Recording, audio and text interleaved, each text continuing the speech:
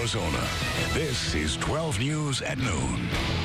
New at noon, 2 arrests made in connection with the murder of a Martini Ranch bouncer and former ASU football player.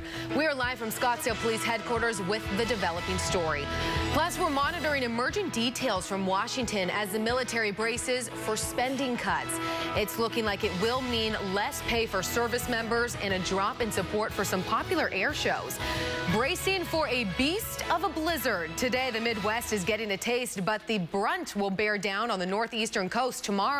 The snow expected to cripple air travel. We're going to have an update for you coming up. But first, we begin with breaking news out of Central Phoenix. Phoenix police investigating a shooting involving one of their own. These are live pictures from the scene that you were looking at right now. We know that no officers were injured, but one person was taken to a hospital where he died. Well, this all happened at a care facility in a neighborhood near 12th Street in Camelback. Police received the call around 9 this morning. When our officers arrived, everyone at the care facility was evacuated, and as you're going to see from our live pictures, the neighborhood is still blocked off right now. Well, now to a developing story. Police arrest 2 suspects connected to the Martini Ranch murder.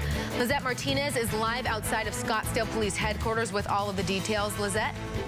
Yeah, Emma, 12 News. All right, thanks, Lizette. Well, a manhunt is underway in California for a former Los Angeles police officer accused of killing 3 of his own.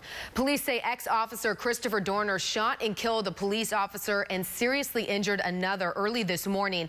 According to investigators, Dorner ambushed the officers on patrol while they were stopped at a red light. Now, I see.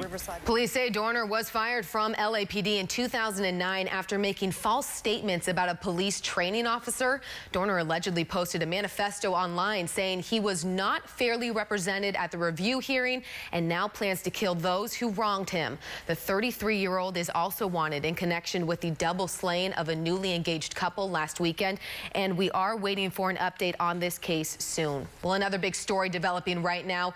Despite a prediction for an early spring by Punxsutawney Phil, Old Man Winter is still lingering. I'd say a massive blizzard is expected to sock in the Northeast starting tomorrow. Parts of New England could receive as much as 2 feet of snow, freezing rain, and heavy wind. To get everything that we are expecting, we're checking in with Jimmy Q. Jimmy, this looks like a big one. It is definitely going to be tomorrow. All right, Jimmy Q. Well, a challenging situation for Mesa firefighters. Early this morning, they were called to a mobile home fire near Loop 202 and University. There were also live power lines down in the area. The fire forced a family from their home, including a 3-year-old and a woman who was 9 months pregnant. A firefighter was shocked by a downed wire, but is okay. Power is out to half the neighborhood. The Red Cross is there helping the family. Today, a judge found a Valley teenager accused in a string of rape cases mentally fit to stand trial. 16-year-old Danny Jackson is accused of sexually assaulting 2 Scottsdale women back in October.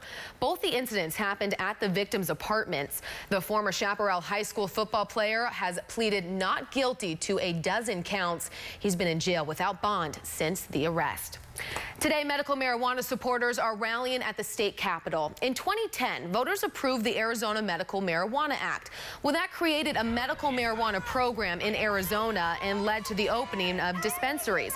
Despite the voters' decision, there's been a lot of opposition and some lawmakers working to find loopholes, arguing the state's law breaks federal law. So right now, you are looking at live pictures, supporters standing up for medical marijuana today as part of Cannabis Lobby Day. Again, these are live pictures of just some of the supporters who are out there in the rally that's going to be taking place there today.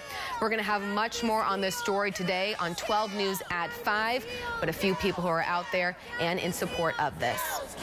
I heard a loud hoop. We are waiting for investigators to identify the victims of a deadly plane crash. 2 people died when the plane hit the ground and exploded yesterday morning. It's at the Casa Grande Municipal Airport. The NTSB is looking into how it all happened. The twin-engine plane was registered to a Tucson company. Well, there was another hearing today about the September 11th attack in Benghazi, Libya, that killed 4 Americans. Secretary of Defense Leon Panetta and the chairman of the Joint Chiefs of Staff testified. They told the Senate committee what the Defense Department's internal review found following the attack. The bottom response. The White House has come under fire for the attacks, accused of knowing more than it let on. Initially, word was an anti-Islam video sparked the attack, but later the president called it terrorism.